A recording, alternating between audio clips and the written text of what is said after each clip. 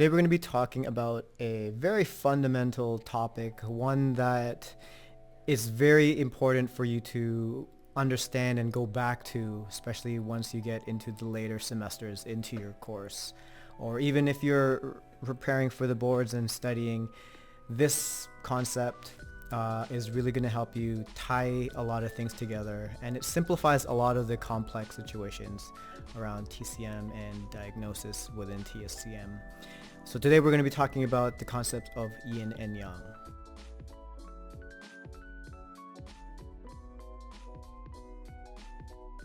So the two ways of understanding the concept of Yin and Yang, and one of them is the phases of cyclical movement, so basically the transition between time and seasons. I like to call this the environmental aspects of Yin and Yang, so that transition between day and night and the four seasons. And one thing important to remember and to understand is that the transition isn't a quick on and off. It doesn't turn from yin to yang and then yang to yin. There's always that transition period. So even though we break it down into simple concepts like day and night, or for in terms of the four seasons, spring, summer, fall, winter, you have to remember that there is a transition period in between those states. And the reason why this is important to understand is because once you get into the clinical studies, once you start doing clinical hours, seeing patients, when you do your diagnosis, you're going to understand that things don't happen overnight. For example, no one just wakes up with a cold, or no one wakes up with just a fever. There has to be something underlying that caused a transition to get to that point.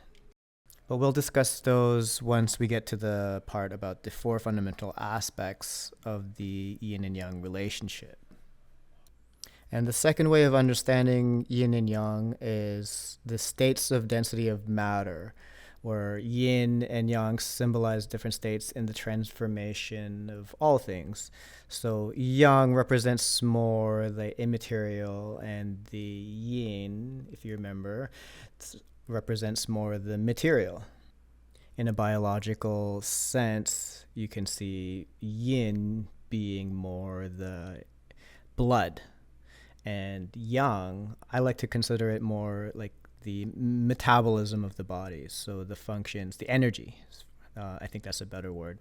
So energy within the body, or metabolism, that's created from when you break down foods into energy. So finally, we're going to talk about the four fundamental aspects of the yin and yang relationship. And these four fundamental aspects are really important to understand and to grasp, and they're going to help you out with all the advanced stuff later down in your coursework. And if you're preparing for the boards, going back to these four fundamental aspects of the yin and yang relationship is really going to help clinch everything that you've learned. If you're lost in the course material, just going back to these four concepts is really important, and in my opinion, to understanding a lot of the TCM concepts. So this, as everyone knows, is the yin and yang symbol, or the yin-yang symbol. And as mentioned earlier, yin and yang are opposite stages or states. And in this internal contradiction, it pushes for change. So it's important to stress that despite the opposition, nothing is either completely yin or completely yang. As you can see, the two dots in the yin-yang symbol, there is yin within yang and yang within yin. And what's interesting in the definition of this opposition between yin and yang is that they are also interdependent, which is the next aspect of yin and yang, that they are mutually dependent and can't exist without each other. Good example is that when you have light, there's always shadow, right? Like, what's a sunny day if every day is a sunny day? You need that element of the opposite to have existence. The third aspect is yin and yang are mutually consuming. Yin and yang, they're always in this constant state of balance, and when one increases, the other one is consumed to maintain this balance. So a good example of this is um, boiling water. If there's a lot of heat in the pot, it's going to consume the fluids because that fluid is going to evaporate. So that's an example.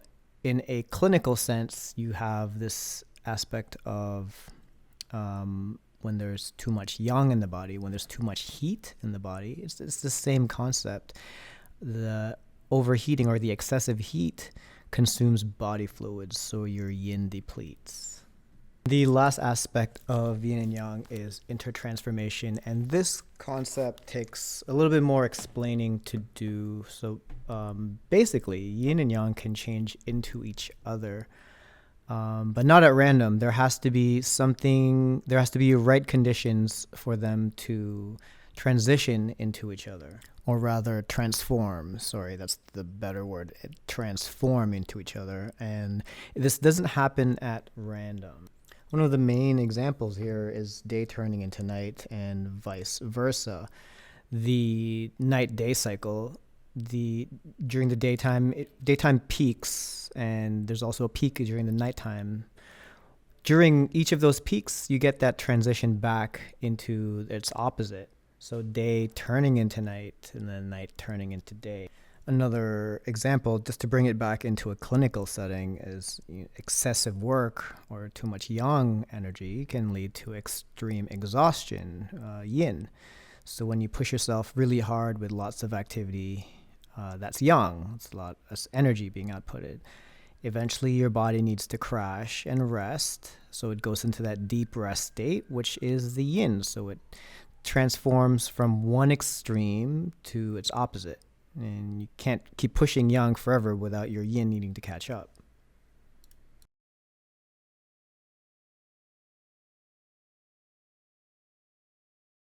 Let's go over the two concepts to understanding yin and yang. So the first one is the phases of cyclical movement, and that's your day-night cycle, night-day cycle, and even a common example used in a lot of textbooks is also the four seasons: spring turning into summer, summer turning into fall, fall turning into winter. Essentially, you have that time period before change. So when a period reaches its peak, and then it starts to transition into its next phase. The second concept to understanding yin and yang is the states of density of matter. So you have yin, which is more the material stuff. So in the medical sense, it's the blood, it's the fluids. That's your yin energy, that's your yin. Yang is the energy, so the immaterial. And again, I like to use that example of metabolism, so the breakdown of components into energy that the body can use, and that energy is yang. And finally, we'll go to the four aspects of yin and yang, and the first one is the opposition. So yin and yang represent opposite stages of a cycle, or opposite states of matter. So you have light and dark, material and immaterial, day and night, and finally a classic one in medical sense, heat and cold. And next is the interdependence of yin and yang. Yin and yang are mutually dependent on each other, and you can't exist without the other. So day can't exist without night, and vice versa. You need one to define the other. One example or one concept you'll hear a lot, especially in a clinical sense, is the aspect of qi and blood. You'll hear this a lot. Qi moves blood, and blood provides the basis for qi. We'll get to this in a separate topic, but this is one important example to understand, or remember at least at this point, when it comes to the interdependence of yin and yang. And the next one is the mutual consuming of yin and yang. So they're always in a constant state of dynamic balance.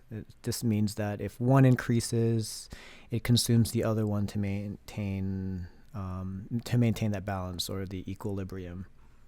An example is the boiling pot or the boiling water. If when there's heat in the water, it starts to boil over and it turns to vapor. So the heat starts to consume the water, and vice versa. If something is too hot, you want to add more yin, so add more cold, add more fluids to cool down. And again, later in the clinical settings, you're going to understand this concept. There's going to be a lot of examples in terms of pathology, things that you'll see. For example, when there's excess of yang, you see the depletion of yin. So too much heat in the body consumes too much fluid in the body. And the final characteristic of yin and yang is the intertransformation. They transform into each other. Yin and yang aren't static. They can actually transform into one another, which means that yin state can become a yang state and vice versa. And this transformation isn't random. Again, it depends on a couple of two factors actually. So you have internal conditions. The thing itself must have that inherent capacity for change. Going back to, if you remember seeing on the screen, I used an example of an egg becoming a chick. And then the second factor is time. The transformation only happens during a specific stage of development when the conditions are right. So when that chick is about to emerge, when a chick is hatching, that's the point where it's reached its peak. So then you get that transformation from the egg into the baby chicken.